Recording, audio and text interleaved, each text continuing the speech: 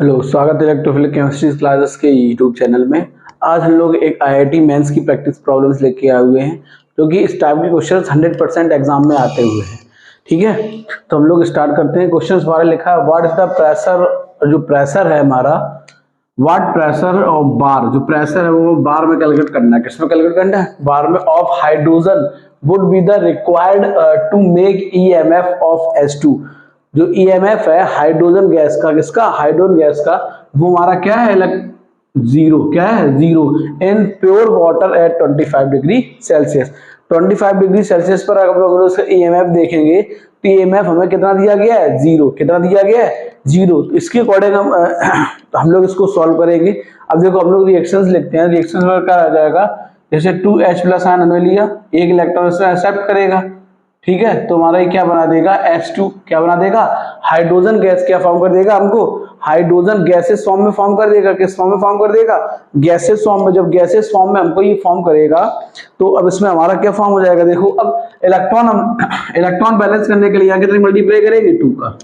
ठीक, electron balance करने के लिए हम लोग क्या करेंगे? 2 का मल्टीप्लाई करेंगे, रिएक्शन बैलेंस हो जाएगा। अब हमारा फॉर्मूला क्या अप्लाई होगा? फॉर्मूला हमारा अप्लाई होगा ई सेल। क्या अप्लाई होता है? E cell is equal to E naught cell minus 0.0591 divided by N log. अब प्रेशर के टर्म है तो PS2 divided by H plus ion. Clear? ठीक, अब यहाँ H प्लस आइन का क्या हो जाएगा? स्क्वायर। क्या हो जाएगा? स्क्वायर, क्योंकि H प्लस आइन की वैल्यू कितनी हमारी? स्क्वायर है ना, 2H प्लस आयन है, तो इसका हमारा क्या हो जाएगा? Square. Clear?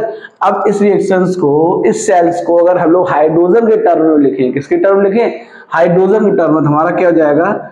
EH plus ion oblique H2 0.0591 divided by N log pressure of hydrogen gas divided by H plus ion का स्क्वायर। क्लियर? अब से कहा गया है, देखो ई सेल हमारा जीरो है। ठीक, ईएमएफ की वैल्यू हमारी जीरो है। ई सेल हमारा स्टैंडर्ड इलेक्ट्रोड पोटेंशियल जीरो होता है। ये इन दोनों वैल्यू हमारी क्या हो जाएगी? Zero is equal to zero minus 0.0591 divided by N. अब हम लोग यहाँ देखेंगे एन की वैल्यू, जितने इलेक्ट्रॉन होंगे वही हमारी क्या होती है? एन की वैल्यू। था एन की वैल्यू कितनी हो जाएगी? 2 is equal to log H2 divided by H plus ion का स्क्वायर। क्लियर? अब देखो ये इस तरफ आएगा, पूरा जीरो हो जाएगा। ठीक, तो हमारा क्या हो जाएगा? log PH2 divided by H plus ion square is equal to zero. तो हमारा ये क्या हो जाएगा? log हटाएंगे तो क्या हो जाएगा? H plus ion square is equal to 1। कितना हो जाएगा? 1।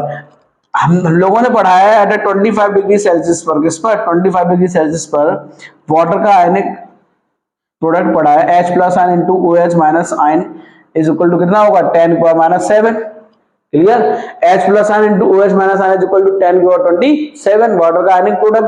तो H प्लस आयन की वैल्यू हम लोग क्या लिखेंगे? 10⁻⁷। तो PH2 इज इक्वल टू क्या जाएगा? डिवाइडेड बाई 10⁻⁷ का स्क्वायर।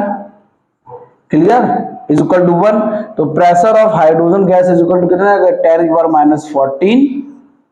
कितना जाएगा? 10⁻⁴। तो इस बेस पे हमारा कौन सा ऑप्शन सही होगा? ऑप्शन बी इसका हमारा करेक्ट ऑप्शन होगा। कौन सा ऑप्शन सही होगा? ऑप्शन बी इसका करेक्ट ऑप्शन होगा। ठीक है, आई होप आप लोगों को सबको समझ में आया होगा। Okay, thank you.